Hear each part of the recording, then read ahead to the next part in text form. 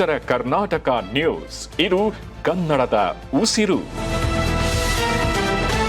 ಬೀದರ್ ಜಿಲ್ಲಾ ಕಾಂಗ್ರೆಸ್ನಲ್ಲಿ ಮತ್ತೆ ಭಿನ್ನಮತ ಭುಗಿಲೆದ್ದಿದ್ದು, ಅತೃಪ್ತ ನಾಯಕರು ಬೆಂಗಳೂರಿನಲ್ಲಿ ಎಐಸಿಸಿ ಅಧ್ಯಕ್ಷ ಮಲ್ಲಿಕಾರ್ಜುನ್ ಖರ್ಗೆ ಅವರನ್ನ ಭೇಟಿ ಮಾಡಿ ಮಾತುಕತೆ ನಡೆಸಿದ್ದಾರೆ ಎಂದು ತಿಳಿದುಬಂದಿದೆ. 2025ರಲ್ಲಿ ಮಾಜಿ ಸಚಿವ ರಾಜಶೇಖರ್ ಪಾಟೀಲ್ ಅವರ ನೇತೃತ್ವದಲ್ಲಿ ಕಾಂಗ್ರೆಸ್ನ ಕೆಲ ಮುಖಂಡರು ಜಿಲ್ಲಾ ಉಸ್ತುವಾರಿ ಸಚಿವ ಈಶ್ವರ್ ಖಂಡ್ರೆ ಅವರ ವಿರುದ್ಧ ಅಸಮಾಧಾನವನ್ನು ಹೊರಹಾಕಿದರು.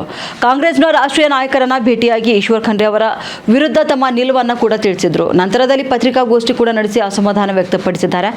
ಕಳೆದ ಕೆಲ ದಿನಗಳಿಂದ ಶಾಂತವಾಗಿದ್ದ ಕೈ ನಾಯಕರು ಇದೀಗ ಮತ್ತೆ ಬೆಂಗಳೂರಿನಲ್ಲಿ ಸಭೆ ಸೇರಿ ಚರ್ಚೆ ನಡೆಸಿದ್ದಾರೆ ಎಂದು ತಿಳಿದುಬಂದಿದೆ.